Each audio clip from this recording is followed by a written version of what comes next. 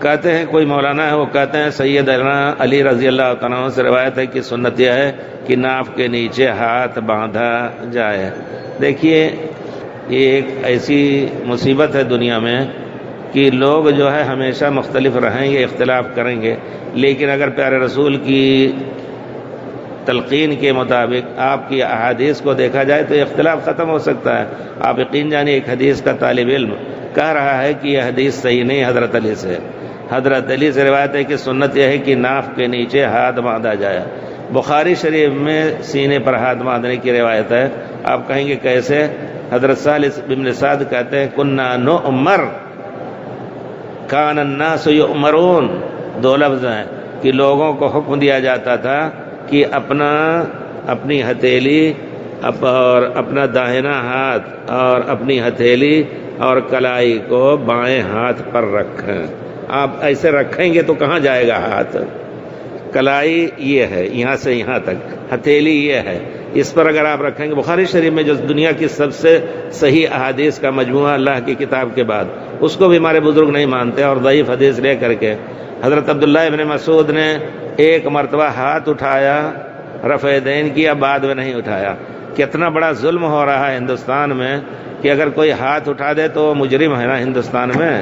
کم سے کم اللہ کے رسول کے حدیث کا احترام کرتے ہمارے علماء ایک آواز دے دیں دیوبند کے علماء کہ نہیں ایسا نہ کرو، کسی کو مسجد سے نہ نکالو، یہ بھی سنت ہے۔ یقیناً فتنہ ختم ہو سکتا ہے، مسجدیں گرائی نہیں جائیں گی، مسجدوں سے نکالا نہیں جائے گا، لیکن یہ جرم کر رہے ہیں علماء، اللہ تعالیٰ کے یہاں پوچھے جائیں گے۔ کسی کو میں نے نہیں سنا کہ کوئی سلفی اہل حدیث مسجد میں گیا ہو اس کو نکالا ہو، لیکن ہمارے بھائی لوگ نکالتے ہیں، ہمارے جماعت تبلیغ کے لوگ مسجد جماعت جلاتے بھی ہیں نا، سنا ہے کہ نہیں؟ جلاتے بھی ہیں۔ کتنا بڑا جرم کر رہے ہیں، اللہ تعالیٰ کے یہ مجرم کیسے بخشے جائیں گے؟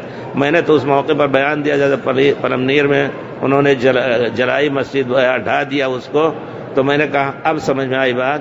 وہ فخر کرتے ہیں کہ ہم گنڈوں کو لا کر کے مسجدوں میں بیٹھا دیتے ہیں، کہتے ہیں نا چور ڈکیتے سب ان کو مسجدوں میں بیٹھا دیتے ہیں۔ اب سمجھ میں آیا کہ انہی گنڈوں کو اللہ کا گھر گرانے کے لیے بھی استعمال کیا جاتا ہے۔ لا حول ولا قوت الا باللہ، اللہ تعالی ہدایت دے۔ تو میرے کہنے کا مطلب ہے کہ یہ روایت ضعیف ہے، اور رفع الیدین کی روایت آپ کل مسلم کے یہ سنن نسائی میں پڑھ رہے تھے، صحیح مسلم وغیرہ میں پوری ایک نہیں دسیوں روایتیں ہیں، دسیوں کئی صحابہ سے حضرت امام بخاری نے جز رفع الیدین ہی لکھا ہے، اس پر پوری حدیث جمع کر دی ہے کہ رکوع کے بعد ہاتھ اٹھائے، لیکن اتنی بڑی دشمنی ہے ان لوگوں کو حدیث رسول سے کہ اس کی طرف توجہ ہی نہیں دیتے۔ تو عبداللہ ابن مسعود نے ایک مرتبہ ہاتھ اٹھایا پھر نہیں اٹھایا، اس کو تو لے رہے، لیکن وہاں سینکڑوں صحابہ جن کے بارے میں اجماع کا کہا جاتا ہے ان کی روایتوں کو نہیں لیا جا رہا، یہ کوئی انصاف ہے؟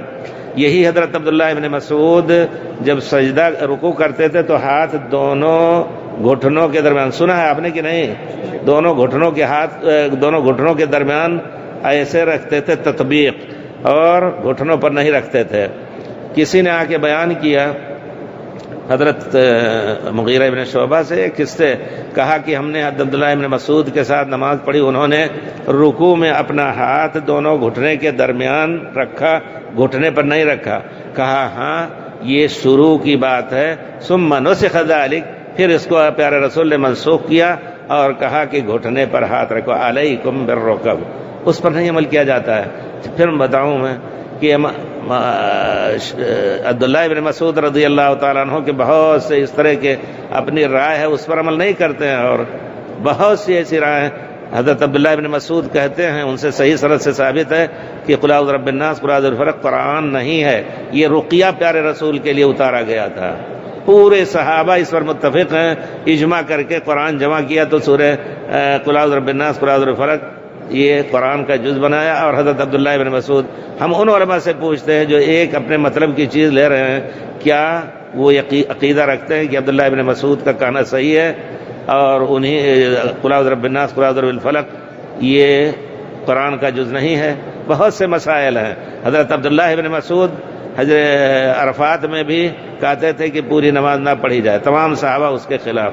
بہت سی چیزیں ہیں، لیکن جہاں صرف مسلک کی بات آئی، کسی امام سے بات آئی، اس کو عمل کرنا ہے اس پر، اور حدیث 1000 مرتبہ قربان ہو جائے کوئی حرج نہیں. میں یہ بار بار بات اس وجہ سے لگتی چبھتی کہتا ہوں کہ ہمارے بھائیوں کو غیرت آئے تھوڑا سا.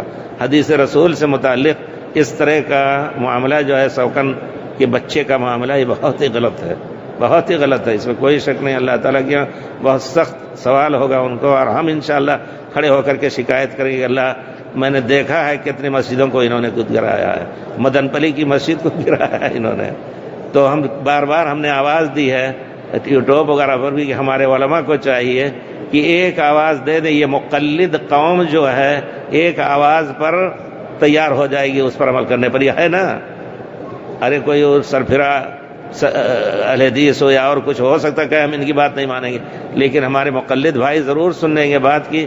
دیوبند سے بیان نکلا ہے, اور کیا نام ہے وہاں سے کہاں سے جو امیر شریعت ہے وہاں سے بیان نکلا ہے, کام نہ کرو, لیکن نہیں کر رہے ہیں. مسجدوں پہ مسجدیں جلائی گرائی جا رہی ہیں. میں یہی بات کر رہا تھا تو ایک آدمی نے 2-3 حج کے دنوں میں کھڑے ہو کر کے کہا کہ ہمارے کرناٹک میں 3 سال سے مسجد بننے نہیں دے رہے ہیں, اہل حدیث مسجد. اللہ خیر رکھے. سب اللہ کے سامنے جائیں گے, پھر اللہ کے یہاں انشاءاللہ ان کو ان کا جواب دینا. اور یہ بھی کہا ہے کہ رفع الیدین کرنے کی حدیث ہے, ایسے رفع الیدین نہ کرنے کی حدیث بھی ہمارے پاس ہے.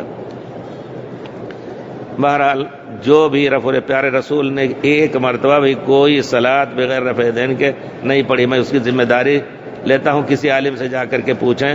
حضرت عبداللہ ابن مسعود کے اس قول پر عمل کر کے رفع الیدین, دوسرے بھی لو نا, سب کا بولو.